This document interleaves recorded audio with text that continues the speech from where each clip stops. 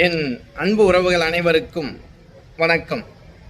நம்மக்கிட்ட ரொம்ப உறவுகள் கேட்குறது என்ன அப்படின்னா, ஐயா என்கிட்ட அன்பா கஷ்டம்னு சொல்லி தான் கேட்டாங்க.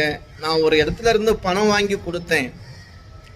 ஆனால் இப்போ திருப்பி கேட்டால் அவங்க கொடுக்க மறுக்கிறாங்க. ஏதாவது ஒரு காரணம்னு சொல்கிறாங்க. நான் வட்டி கட்ட வேண்டிய நிலைமையில உட்கார்ந்துருக்கேன். ஐயா கொடுத்த பணம் எனக்கு திரும்பி கிடைக்கணும்.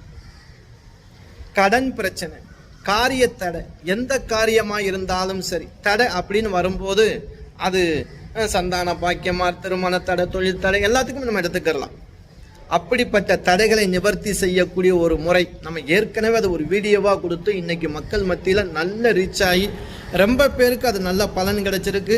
சிலர்கள் சரியாக அதை செய்முறை சரியான முறையில் செய்யலை அப்படிங்கிறத அவங்க கேட்பேன். நான் அவங்க சொல்லும்போது அந்த விஷயத்தை கேட்டதுக்கப்புறம் திருப்பி அவங்கள நான் முறையாக அவங்களுக்கான விளக்கங்கள் கொடுத்ததுக்கு பிறகு சில அன்பர்களுக்கு நல்லது நடந்துச்சு. அதாவது நம்ம என்ன செய்யணும் அப்படின்னா, தேங்காய், சாதாரண ஒரு தேங்காய் இருக்குல்ல, அந்த தேங்காய் நீங்கள் வாங்கிக்கிறேன். அந்த தேங்காயில் உள்ள குடும்பியை பிரிச்சிடணும். அந்த தேங்காயில் குடும்பியை பிரிச்சிடணும். அதில் ஃபுல்லாக என்ன செய்யணும், மஞ்சள் தடவுங்க. இந்த மஞ்சள் தடவும் போது உங்கள் வீட்டில் விளக்கேற்றி வச்சு மஞ்சள் தடவுங்க.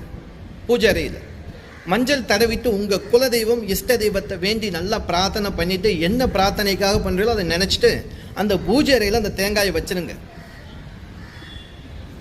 இது நீங்கள் முதல் நாள் இரவு அந்த தேங்காய் உங்கள் வீட்டில் தாங்க இருக்கணும், நல்லா தெரிஞ்சுக்கிறங்க.